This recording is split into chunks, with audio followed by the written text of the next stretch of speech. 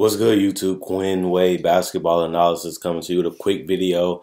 I'm kind of late on this, but I wanted to make it a separate video for a separate day to make sure I gather all the information I need to know about this. We're going to talk about the hot topic for the day is going to be Mario Hezonja not getting his rights exercised, allowing him to become a restricted free agent, or he can just walk away anyway. But the thing about it is Orlando, they've been in, I want to talk about the Magic real quick. The Magic has been in a weird position where they're trying to transition from Dwight Howard, and you can say, oh, that's crazy, he been gone. They haven't been good since he left. They went from being the NBA playoff 50-win team every season to a team that made it to the finals with Dwight Howard till ever since Dwight Howard been gone, they haven't even made the playoffs. They haven't even came close. On top of that, to making the playoffs, people say, "Hey, Dwight Howard, he's washed up. Dwight Howard, he's not the same. Dwight Howard's not that good. He was overrated." They went to the finals. They beat LeBron James damn near in his prime, and they had to go against Kobe, and they got beat by the better team. But the thing is, he was a defensive anchor. He's still a disgusting rebounder. He's number 2 in rebounding, and he's a shot blocker. He's a rim protector, but he also can get you 17 to 20 points a game. Now he's in Charlotte. They're in the playoffs right now, but the season is early, and he's having a double-double season. Dwight Howard should be an all-star. But now we can talk about what happened after that, and that's where they made trades to get players like Harkless. They made trades to get Vucevic. He turned out to be a star. They made trades to get Tobias, and Tobias ended up getting traded anyway. They end up drafting Victor Oladipo, I think, second, and he's gone. They drafted Mario Hezonja, who we're going to talk about, and he is not guaranteed, but he looks like he's on his way out of the NBA, off the Orlando Magic team and potentially the NBA, because he hasn't really proven anything because he doesn't get the minutes, and we don't know how good he really is. But now they got Frank Vogel. They went through coaches. Now they got Frank Vogel. He's a championship coach to me. He just has to have the talent. They up 6-2 on their record right now. And honestly, I'm not really surprised because they got wings, they got shooters, they got floor space, and they got inside presence with Vucevic. And they got an all-around balanced team to me, and they got size and athleticism to make it difficult. Kind of like that Danny Granger, Paul George defense, especially when George Hill came. It was hard to score on that team. It was one of the best defensive teams. One season, they was the best defensive team in Indy. And I'm not really surprised they off to a good start, but can they do it for the whole season? The thing I want to talk about, though, is Mario Hezonja.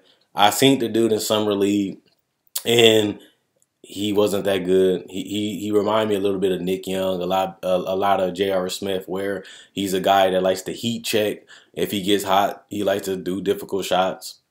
He's a guy that has bad shot selection. The problem with Hezonja, he hasn't really shown that he's as good of a shooter as J.R. Smith or Nick Young, because they can make difficult threes. They can make tough shots look easy, and they can make second shots. The problem is he had chances to become a better defender. They was working on his defense all these last basically 3 years because he's still with the Magic, and he still hasn't been able to become a solid defender. He has the size at 6'8". He has the athleticism. He has the body. He has the weight to to be a good defender. And honestly, he's 6'8", 218. That's not the biggest size, but it's pretty big compared to average people, and he never could become a good defender. He never became a solid defender. Offensively, I can make a case that he never really got the minutes, but that can also be he never played good enough in practice. He never showed enough in Summer League and other places that they wanted to give him minutes. Like I said, they got rid of Oladipo. They got rid of Tobias Harris. That should give him opportunities to play. That should give him opportunities to get minutes, and he never could stay or get on the court. And he hasn't even had any major injuries or anything. He just doesn't get that much playing time. And to me, if they're trying to work with him, if they're trying to show him, and they're trying to get him like on the team and keep him on the roster and get him to be a starter, and he hasn't came through defensively or hasn't even been playing, hasn't been able to play good offense for these 3 years. That's kind of crazy. But the dude has terrible shot selection. Um, I've seen that, but he has gotten better at that. He is athletic. I'm surprised he doesn't get more transition baskets. I'm surprised that he doesn't get more rebounds, but I feel like the guy has a lot of potential, and that's the key. He's only 22. By the end of the season, he'll be 23, and the guy only max minutes he got was 17. So you don't really know what you're getting in Mario Hezonja, because even this season he only averaging 11 minutes a game. You don't know what you're going to get with this guy because he hasn't been on the court and he hasn't been able to show that potential of a superstar. Even when he got a lot of minutes in summer league, all the things I took away was he's athletic, he's quick, he's big, he can play he can play the 2 or the 3, and the guy can make shots. He's a shot maker. He's a guy that plays with a lot of confidence, a lot of, I guess, a little ego that he can make these tough shots, that he can make these shots consistently. Hasn't been able to do it even in summer league. But I want to talk about teams that can take basically a chance at him and see what he can give them while he's still young and he still will be on a cheap salary, and they basically can get him for cheap because the guy hasn't really played any minutes. The guy hasn't proven anything, so he doesn't warrant a big contract. He doesn't warrant a big payday because the guy can't even get off the bench. So some team like Ben McLemore, for example, he played for the Memphis Grizzlies. He went from being a starter to a high pick to a starter.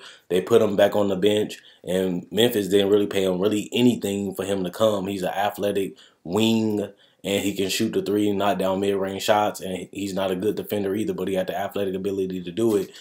Memphis basically just picked him up for basically nothing, and that was a 1-year deal. So people are going to want to rent him. People going to want to try out Mario Hezonja.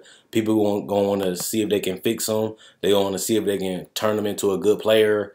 And I think teams like the Trailblazers could use him because they need a 3, especially one that can shoot. Harkless hasn't really shown that. Al-Farouq Aminu hasn't really showed it.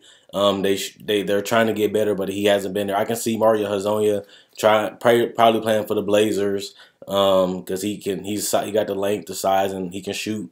And they need something like that at the 3, and he has the size because he's 6'8".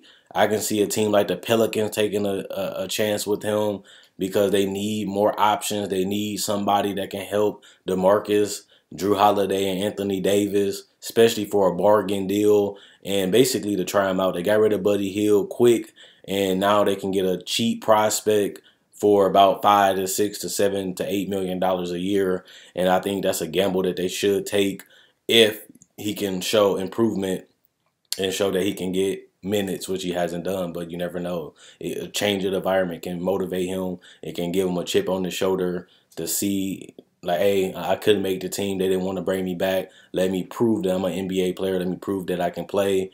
I can see a team like the Mavericks taking a shot at him because Wesley Matthews is getting older and he's getting towards the end of his deal. And Mario Hezonja is bigger. He is more athletic, and he can be more versatile playing the 3. If Harrison Barnes go on the bench, he can get minutes there too. So I can see him going to Dallas. I can see him going to the Portland Trail Blazers. And for the East, I can see a team like Miami. Pat Riley always take gambles. He always take risks. Hassan Whiteside is a perfect example where he wasn't really making a roster. He wasn't really making a noise. They took a gamble up on Hassan Whiteside. He becomes a $100 million player that can rebound, protect the rim, and still developing offensively, but nobody cared about Hassan. Nobody was giving him a shot, really. It was only like 2 or 3 teams that did, and Miami was able to get him for a bargain deal because he played better than the contract, and then they ended up paying him. I can see the same thing happening to Hezonja. He's not getting the minutes. He's not getting the playing time. He ain't getting coached good enough. Let me take a gamble on him, and maybe he can turn out. You can say they got Waiters. He's bigger, more athletic, taller than Waiters, and he can play the 3. I know they got a 3 already, but you can't pass up on talent, especially if you're getting it for a bargain.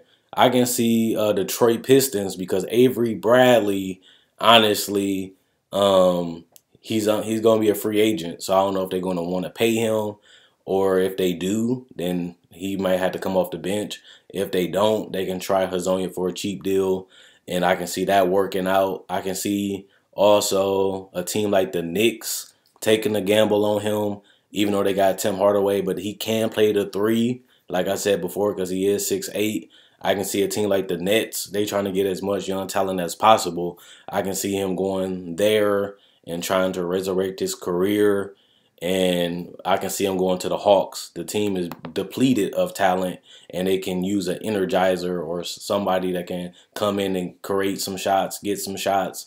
And he a shot creator. He's a guy that can make shots. He's a guy that can shoot the three, and he's a guy that can make plays, whether it's scoring the ball or getting to the hole or knocking down threes or creating shots off the dribble. And that's something that they do need, that if they can't find it in the draft, they can throw a little dollars at Hezonja and try to get him to come down there for cheap. And if he pans out, you get a good player on a cheap deal. If he doesn't, like they did with Ben McLemore, let's try him out. If he's good, he's good. If he's not, we let him go. Either waiving him or letting him go in free agency, and you get your salary cap space back. So let me know, is Mario Hezonja a bust? Do he deserve to be in the NBA? Do you think he still can play? Do you think he has potential? Do you think he can turn around his career? Do you think the teams that I named can help resurrect it? Do you think he's a fixable player? Do you think you should just give up on him? Is he even an NBA player because he struggled in summer league? Or he just a guy that needs a lot of patience, a lot of time, and the right person to bring out the best of him? Kind of like a Brad Stevens, like a Greg Popovich. They're going to be hard on you, but they're going to put you in positions where you can succeed. They're going to put you in positions where you can be comfortable, and that can help your career, and it can help make you look better than what you really is. Or do you think he should go with one of the weaker teams and try to build up his brand, build up his play, and get a big payday in return and prove that he can be an NBA starter in his league, which he hasn't done yet? Let me know what you guys think about Mario Hezonja. Quinn Wade, basketball analysis, signing out. Check out my website, analysisplayground.com. Link will be in the description in the comment section below. Also, check out my Facebook page, analysisplayground.com. Link will be in the description in the comment section below. Click the link. It's into my website. Click the link. It's into my Facebook page. And like on my Facebook page to show support. That's all I'm asking you guys to do, is click the link and like on Facebook. And also, check out my website. It's up there. Become a user. Become a part of the family. Quinn Wade, basketball analysis, signing out. And let me know what you guys think about Mario Hezonja having a chance to be a free agent and go wherever he wants if a team wants him.